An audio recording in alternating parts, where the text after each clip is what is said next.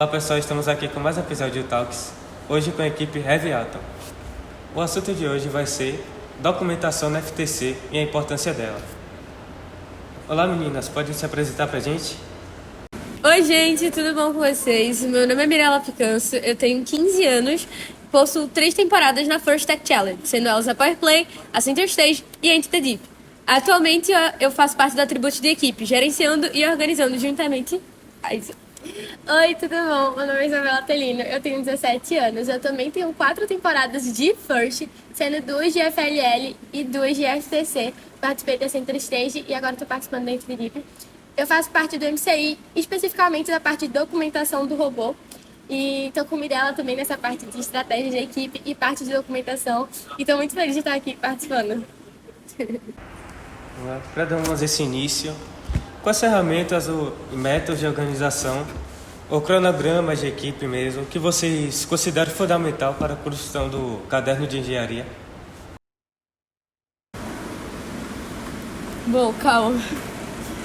Repete, por favor, que eu vi um eco aqui na sala. A gente não conseguiu entender bem. Pode repetir, por favor? Ferramentas ou métodos de organização que vocês utilizam no caderno de engenharia? Bom, Falar? pode ir. Bom, para as ferramentas de equipe em relação ao caderno de engenharia, para a parte do robô, a gente divide bastante em relação a... Começa com as partes de processo de prototipagem. Então, a gente segue 5 metodologias de testagem de cada protótipo, que é a FOFA, a GUT, o método científico, impacto e probabilidade, e eu vou te confirmar as outras duas, porque o nome ele é meio complicado. Só um momento aqui. Mas são 5 metodologias e os métodos de engenharia. Então a gente começa explicando, diagrama de causa e efeito, impacto, probabilidade, método científico, matriz GUT e a FOFA, que é força, oportunidade, fraquezas e ameaças. A gente também explica cada método de engenharia utilizado no nosso robô, que são as treliças, vidas espaciais, conceitos de leveza. E depois a gente passa para a parte de processo de validação de cada protótipo. Então a gente tem as fichas dos protótipos que explica detalhadamente e minuciosamente o porquê que a gente construiu ele, com que base a gente construiu, o porquê que ele não foi utilizado e por qual o problema e qual foi a solução aplicada no próximo protótipo relacionado ao anterior. E algo muito legal que tem no nosso caderno de engenharia é a acessibilidade dele por ter um tradutor das palavras. Principalmente no MCI, a gente percebe que existem muitas gírias ou normas utilizadas dentro da competição. Então, para que seja de fácil acesso, que todo mundo consiga entender aquele caderno, independente de ser vinculado com o FTC ou com a First, a gente tem esse tradutor que ajuda tanto os novos membros, garantindo a sustentabilidade da equipe, tanto aqueles que pegarem o caderno a entender o conteúdo que está ali. Isso. Entendi. Vocês começaram essa temporada, essa aplicação de método no caso?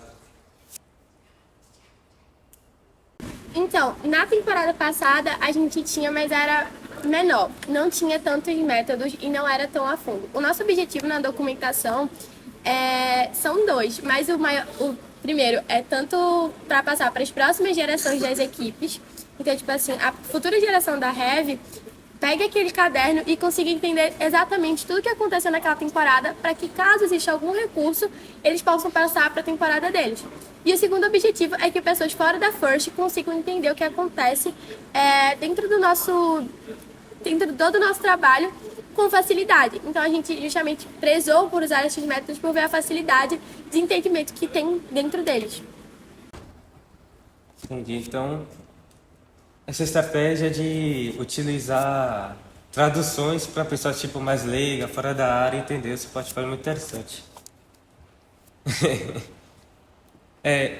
Como vocês equilibram e mantêm uma boa relação entre o design e a clareza visual do conteúdo técnico?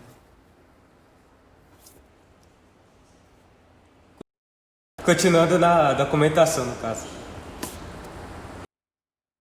Tranquilo. tratando sobre design, nós como equipe entendemos que o design vai ser o que mais vai chamar a atenção e que tem que passar uma mensagem independente dos textos. Então, elementos visuais são muito recorrentes e principalmente conseguir deixar o texto acessível e lógico, separando assim em tópicos ou em caixas de textos que deixam o texto atrativo, com gráficos, fotos, e assim a gente vai conciliando com o design, mantendo sempre a identidade padrão da equipe. Por exemplo, o Atom, que é o nosso mascote, está aqui atrás, ele é um azul escuro, um azul claro, ele mescla com a tonalidade azul. Então a gente traz muito dessa identidade visual do nosso personagem principal para dentro do nosso portfólio, principalmente na área do design. Então tudo que remete a informações da equipe também vai estar indiretamente ligada à nossa identidade visual, pegando que aquela mensagem você vai bater o olho e falar, ah, fala sobre isso, ah, então é da Heavy. Ah, esse portfólio tá assim, assim, assim, ah, então é da Heavy. E é um diferencial que a gente percebeu em alguns regionais e nacionais que a gente participou. Um destaque mesmo, utilizando das cores, né? Olhar assim o caderno, pô, isso daqui é Heavy Atom. Muito interessante essa característica. Quais os maiores desafios que vocês enfrentam em documentação, testes e falha, interação do robô? Então, voltada a essa parte do robô, a gente, quando passa por um desafio de testagem, a gente sempre descreve continuamente isso. A nossa equipe não possui um diário, mas a gente tem divisão dos nossos grupos de WhatsApp. Então, a gente tem uma comunidade no WhatsApp que é dividida para o MCI e para o AE, justamente para quando tudo que estiver acontecendo ser atualizado naqueles grupos, para todo mundo esteja lá. Com as informações que a gente contém naquele grupo, a gente consegue fazer um funil, vamos dizer assim, e organizar as informações que aconteceram naquele dia para passar para as documentações. Então, por exemplo, hoje a gente foi um dia de testar o chassi do robô.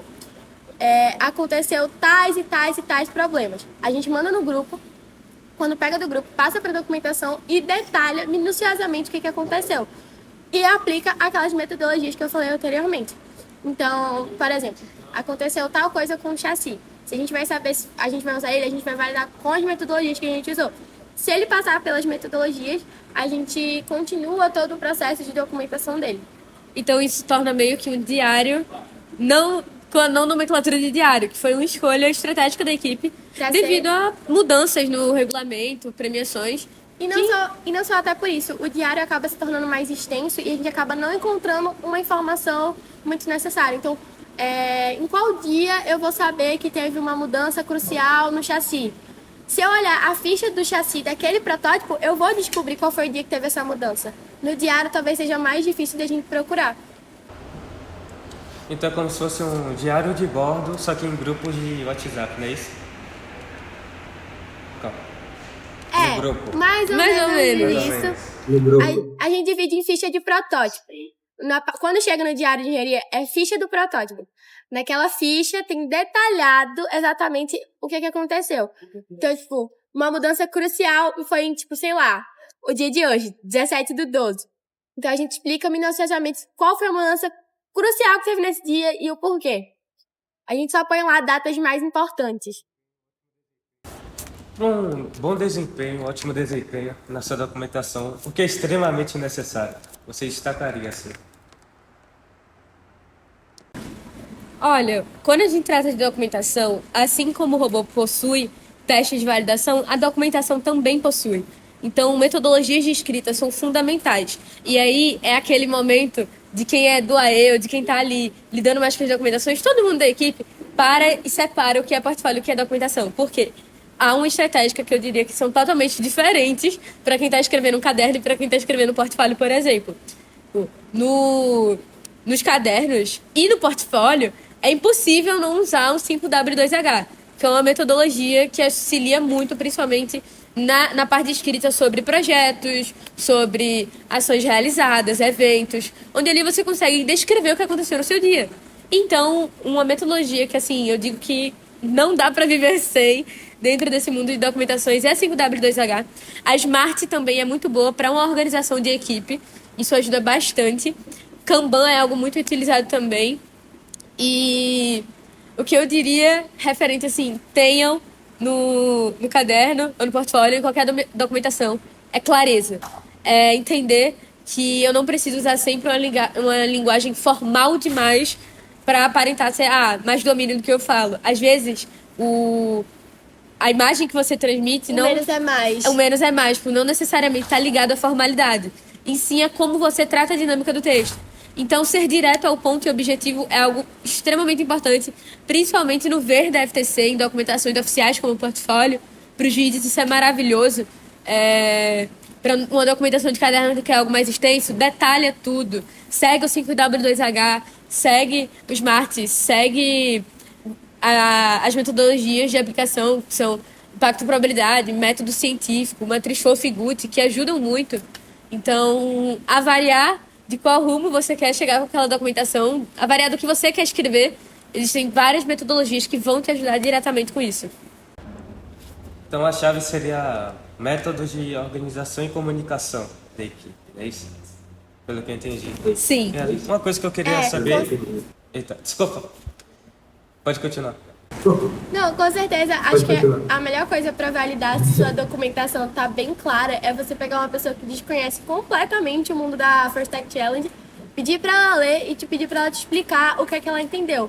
E se ela te explicar tipo, exatamente ou o objetivo da mensagem que tá ali é porque o método que você tá usando realmente tá funcionando, tá ficando muito claro o que você tá querendo passar. E isso funciona entre os membros também. Você, ao longo da temporada, a gente sabe que vai ter uma hora que vai dar uma correria, né? Vai ter um momento que a galera vai precisar se dedicar mais a uma coisa, outros a outra. E aí é muito legal você chegar e falar assim, olha, lê isso aqui, tu tá conseguindo entender? Então, pô, eu lembro, aconteceu assim, assim, com esse propósito. Então significa que você tá conseguindo deixar a sua equipe inteiramente informada e tá conseguindo deixar essa mensagem simples junto com o exemplo que você deu de pegar alguém desconhecido, um aleatório e falar, lê, entendeu? Ótimo! Uma coisa que eu queria saber é como que vocês coletam falhas e aprendizados do design. E conectam com as soluções apresentadas do robô.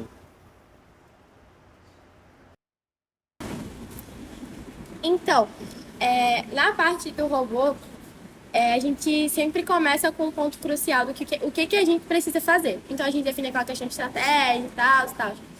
E daí a gente pensa assim, a gente precisa que o robô faça isso. Então a gente documenta essa parte de estratégia e faz o mecanismo baseado nisso. Quando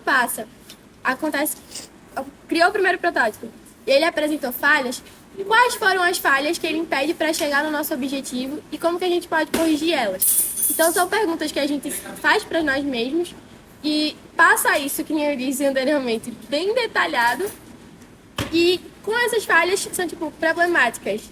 No próximo protótipo vai ter a solução desses problemas. Tipo assim, algo que é muito legal é você fazer um questionamento com base no seu objetivo final. Isso. Tipo, se o meu objetivo... Eu vou dar um exemplo de documentação que se aplica ao robô, tá? Ou se não, com o robô mesmo. Tá, o objetivo do meu robô é se suspender. No protótipo 1, não conseguiu suspender. Por que não? Meu objetivo é que ele se suspendesse com leveza, com rapidez... E o primeiro protótipo corresponde a isso? Sim, não? E aí vai marcando. E algo que é muito bom para você colocar são aprendizados. O que você aprende, e isso é que conecta a falha com a solução, no caso, o protótipo 1 com o protótipo final. O que você vai aprendendo com cada um deles para juntar no seu ver final, né? Sua sacada final. Uma coisa aqui que eu queria saber é... Nossa equipe esse ano é bastante nova. Entrou muitas pessoas novas. E a gente não tem essa experiência do campeonato da FTC, até porque aqui não tem regional, né? Então a gente perde um pouco dessa experiência. Vocês poderiam responder qual a melhor lição aprendida pela sua equipe sobre os que os juízes buscam? Quer começar? Qual a melhor lição aprendida pelo que os juízes buscam? Foi isso que ele disse? O que o juiz quer ver na sua documentação? Sua equipe conseguiu perceber isso? Sim, vê só. O juiz, a gente tem que se colocar no lugar dele quando a gente vai escrever alguma coisa. Tipo assim, eu vou avaliar 5, 10, 15, 20 equipes em um dia? Vou. Se eu vou avaliar uma grande quantitativa de equipes, eu preciso que uma delas se sobressaia. Então, por isso que a gente fala muito de seja objetivo, seja direto, seja visual. Porque isso faz com que o juiz, ele lembre de você. E o que eles querem ver é clareza no que vocês estão falando. É vocês conseguirem explicar certinho o que vocês aplicaram sem precisar de muito texto. E se precisar de texto, que seja um texto objetivo, que responda as perguntas que ele possa vir a ter. Então, o juiz, ele preza muito por essa identidade da equipe e principalmente pelo trabalho dos membros. Sim. O Core Values, ele não é, assim, avaliado na FTC, porque é algo que, na teoria, a gente desenvolve na FLL e já está desenvolvendo na FTC. É algo tão básico que não precisa ser cobrado. É, tipo, é algo crucial que, tipo, ninguém precisa cobrar mais. Isso, então, tipo, quando você mostra a união da sua equipe, mostra que todo mundo conseguiu aprender aquilo que desejava, mostra que todo mundo conseguiu aprender sobre todas as áreas, você agrada ao ver do juiz, porque ele entende que vocês possuem um core values e levam os valores da First consigo. E com certeza o que vai deixar a sua equipe mais marcada para um juiz que avalia tipo milhões de equipes num dia é você destacar muito o seu ponto forte, é você saber vender seu peixe. Então, uma coisa que a gente percebe bastante é que, querendo ou não, por mais que a gente tenha várias áreas, várias coisas, uma equipe acaba podendo crescer mais em uma do que em outra, porque isso é completamente normal. E daí é justamente você deixar bem forte e bem exemplificado e tipo algo que você bate o olho e fala, pô, essa equipe é a equipe que tem isso. Então, tipo assim, algo que você olha e fale, pô, isso é dessa equipe. Muito parte da identidade visual. Então, é deixar bem claro e bem explícito que o seu ponto forte é esse, que você é a equipe disso. Um exemplo, vou usar a Rev como exemplo. Por muitas vezes a gente já foi a equipe do portfólio azul, do portfólio do robô. Às vezes a gente era tipo, a equipe do robozinho, do Atom, porque o nosso robô é ligado ao gigante de aço. Então, tipo, uma apresentação de sala marcante conta muito também. Então, muitas vezes eles associavam a gente à nossa identidade visual. Isso é muito importante. O marketing da equipe é extremamente importante nessas horas. Porque se ocorrer qualquer coisa, o meu juiz, ou se não qualquer juiz, vai conseguir olhar pra minha equipe, vai conseguir conversar com outro juiz e falar, não, eu tô falando da Rev. E o outro vai responder, a Rev é a equipe que tem tal coisa. Se parar pra perceber, é sempre assim que a gente se remete a uma pessoa. Ou se não, a uma outra equipe. Tipo assim, Isa, aqui documenta tal coisa da Rev. Então, tipo, é você sempre pensar que a sua imagem vai estar associada a alguma coisa. E trabalhar com isso dentro do seu marketing, tanto no seu design, quanto na sua apresentação de sala, tanto no seu dia a dia, ali no momento do nacional, ou do regional, qualquer outra competição.